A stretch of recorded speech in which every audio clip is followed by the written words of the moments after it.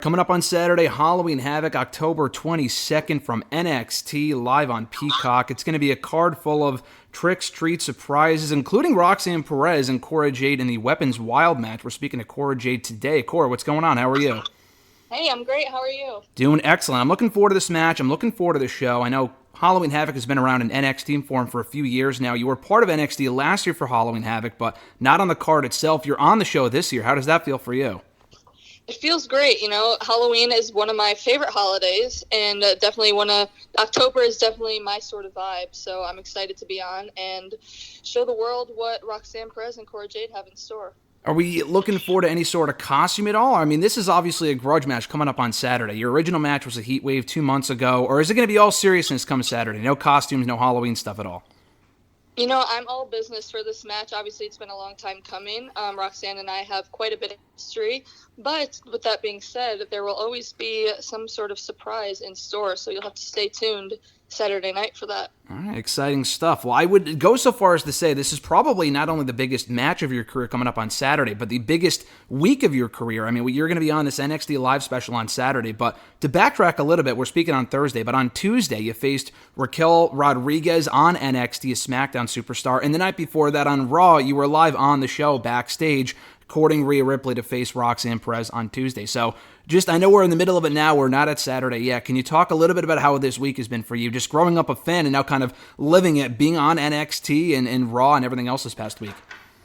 Yeah, it's definitely been a busy week. But yeah, like you just said, I grew up a fan, so to be on Raw is absolutely incredible.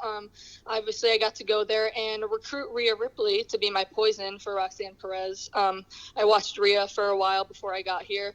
I think she's incredible, and that's why I chose her. And clearly, she was the right choice, considering she's the one who took down Roxanne Perez for me. But yeah, that was super cool.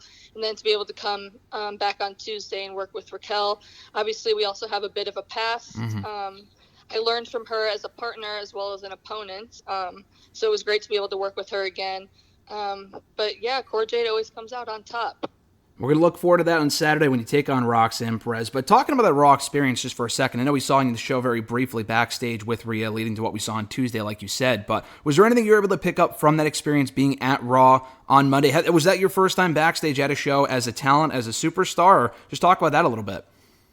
I did a SmackDown Dark match maybe about a year ago, and that was kind of my first experience. I was with Dakota Kai, which is another one of my favorite opponents, one of my favorite people to work with. She's great. That was my first time, but excuse me, this was my first time on the actual show on USA Network on Raw, so that was pretty cool. And I got to see Mustafa Ali, who I haven't seen in a while. Him and I trained together back in Chicago. Oh, nice.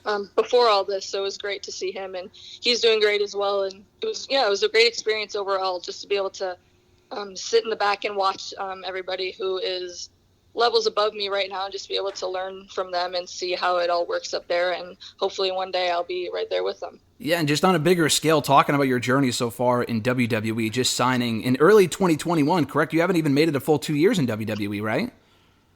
Correct. My debut match was in the Dusty Classic in January of 2021. So it'll be coming up on 2 years here, just shortly after my 22nd birthday. So that's crazy. It's been a crazy 2 years, but I wouldn't have had it any other way. That's wild. Did you think that so shortly after signing with WWE, obviously the dream job for everyone getting into the business, that you would be on TV as quickly as you were and now just being a featured player on NXT? Or is that something you expected to happen as quickly as you did? Obviously, that's always the goal, I think.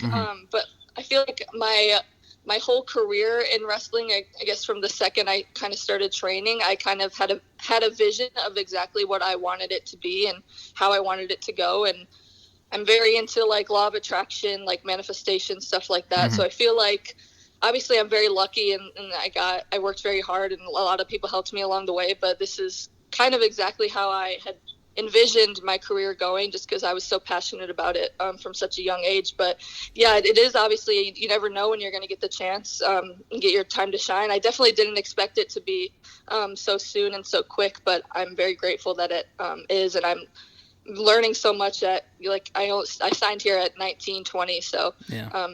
To start so young and be around everyone here at the PC, there's just so much knowledge, and like I couldn't have it I couldn't be any more luckier to be in this position. Yeah, and not just signing as young as you did, but being as good as you are already at this point is wild. I mean, both you and Roxanne, both obviously, I know she's your rival come Saturday, but for both you guys to be as young as you are and to be as good as you are already is crazy. And I know even before you showed up in WWE, we had seen you a few times in other promotions. We saw you on Dark a couple of years ago. Were those kind of appearances were what led to the WWE opportunity, or was it kind of already in the works well before that? Like, what was the point that you first heard back from WWE that kind of started the process in you signing there? Obviously WWE was always my goal. When I was growing up, I always wanted to be at WWE, and I knew that no matter what I had to do to get there, I was going to have to work my way up through different companies, through wherever, but WWE was always the end goal. And I started training when I was around 15, 16, had my first match at 17, coming up on 4 years in December. So it's been a crazy ride, and just to be able to, I've worked with so many people in so many different places, and it definitely helped me get to where I am today. But yeah, it took a lot of traveling, a lot of just working for $20, just doing all this stuff that I knew I had to do to get here. So this was always the goal, but there was definitely, I think I started kind of picking up steam in my independent career around like summer of 2020, I think, like during the COVID era, because there was like not a lot of opportunities, obviously, because a lot of places shut down during the pandemic, and not a lot of wrestling places were running. So it was kind of everyone fighting for a spot and just clawing my way up. And I just knew I wanted to get here. So summer of 2020, I kind of started getting a lot more bookings. And then I got an email for my tryout in like the beginning of October, and my tryout was at the end of October, so I kind of had 2 weeks to prepare for that, and it was the craziest experience of my life. So are we coming up on the 2-year anniversary of your tryout, or is that already passed? The 2-year anniversary of my tryout is actually on Halloween, so It's kind of a full circle moment coming up here. On Halloween Havoc, you're having your match on Saturday. That's pretty cool. Yes. Yeah, no, that's awesome. I mean, just considering the journey you've had so far, and usually it's the other way around as far as like when the pandemic hit, a lot of bookings got shut down and stuff like that. Like the independent scene, I don't want to say died, but it definitely slowed down from what it was, prior to that point. And obviously it led to the biggest opportunity of your career, and here you are now in WWE. So it's pretty cool to kind of see the way that it worked out. But like I said, with this match with you and Roxanne coming up on Saturday, both of you guys just so young. And there's a lot of youth right now in NXT, including of a lot of people that we haven't seen on TV yet that have yet to arrive. Does that kind of, I don't want to say sense of belonging, but does that kind of make you feel better? Like, it's not like years ago where we had some people that were young and they were like among the minority, I guess would be the right way to say it. As far as like, it feels like the majority of talent right now in NXT are on the youthful side, and you're not like the, I don't know what the right word would be, but you're not in the minority as far as like, there's a lot of people on the younger side. So seeing other people that are 19, 20, 21, 22, so on and so forth in NXT right now, is that more like encouraging for you as far as like you don't feel out of place on a brand such as NXT? Yeah, I think it's definitely great that they're bringing in a lot more, younger athletes, and it gives so much time for like everyone to grow. It is pretty cool to see all these new younger talent coming in. Obviously, I think when I first came in, it's intimidating coming in when, there's a lot of people who've been doing this a lot longer than you. And, obviously all these people I looked up to. So it's cool and scary at the same time. But I think I've always been confident in my abilities, no matter my age.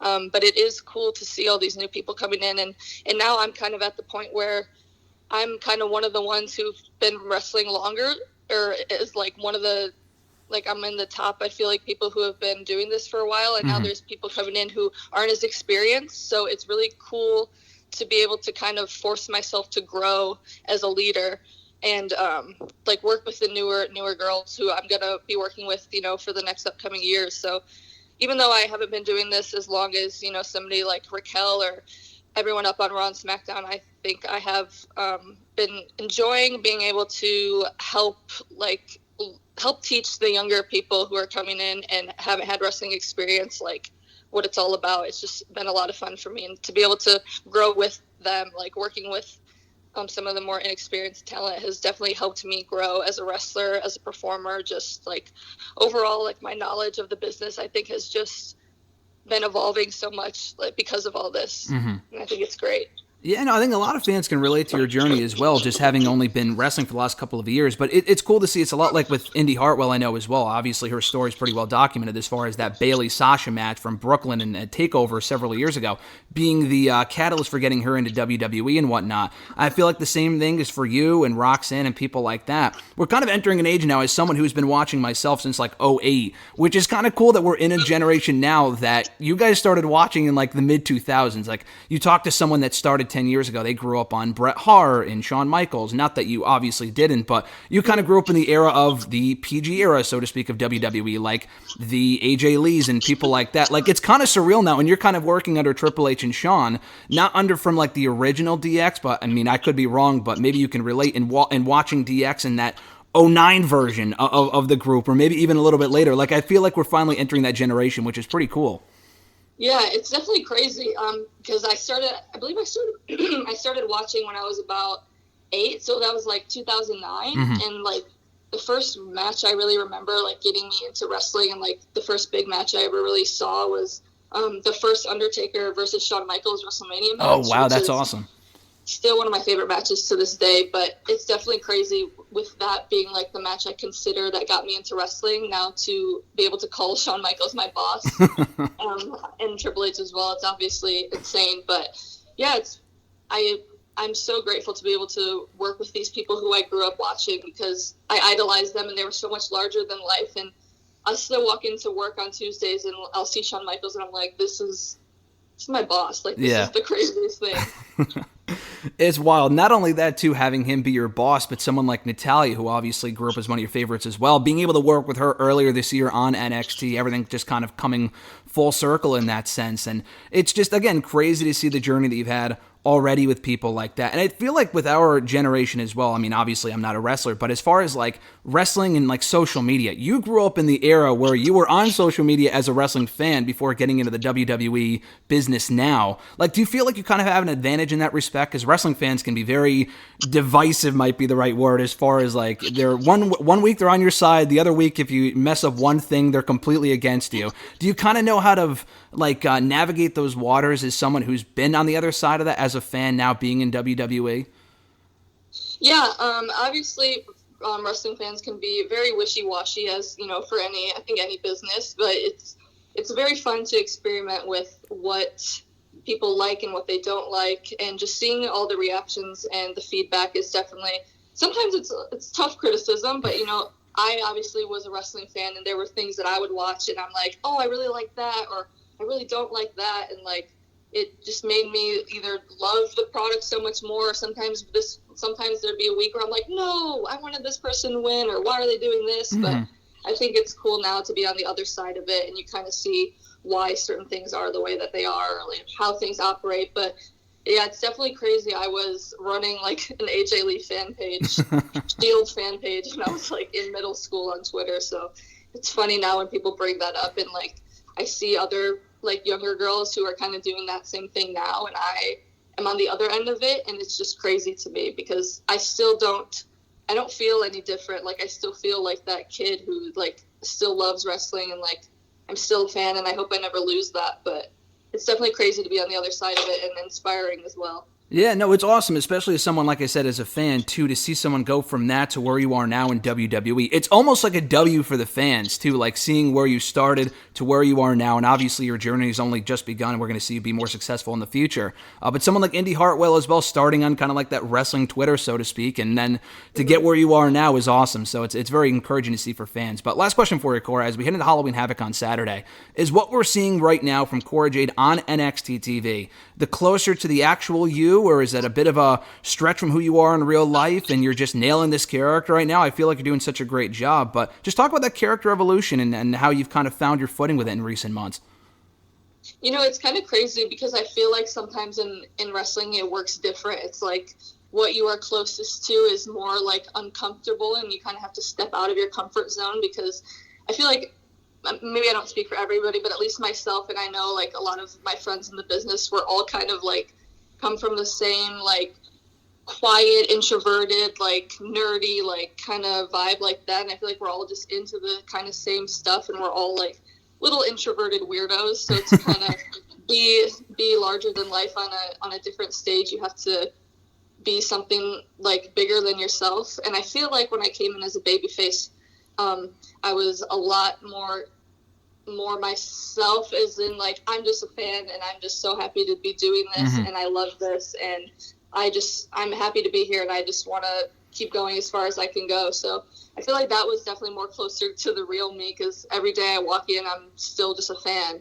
But to now kind of be on the other end of it, it's definitely a lot more. I feel like I'm more creative in this role, because I have to kind of force myself to be more out of the box and have to kind of dig deeper and find like those inner feelings that make me feel this type of Cora Jade. So there's definitely aspects of the real me in both. I think this role is just a little bit more having to dig through the deeper layers of myself. And that's when as opposed to the first version. That's great. No, and that's when you do your best work, and that's what we're going to see on Saturday as well in this matchup. Like I said, you're killing it right now, Cora. We're going to see you take on Roxanne Perez in this Weapons Wild match on Saturday. NXT Halloween Havoc, 8 p.m. Eastern Time on Peacock. Thanks again for the time, Cora. This was awesome. Obviously, people can check you out on Twitter as well, at Cora Jade WWE. And like I said, keep killing it. You're killing it for the fans as well. We're all very happy to see you succeed, and we're looking forward to seeing you succeed years in the future on the WWE main roster as well. Thank you so much, and thank you for having me. I'm very excited for Halloween Havoc. This upcoming Saturday on Peacock, the Generation of Jade will take over Roxanne Perez.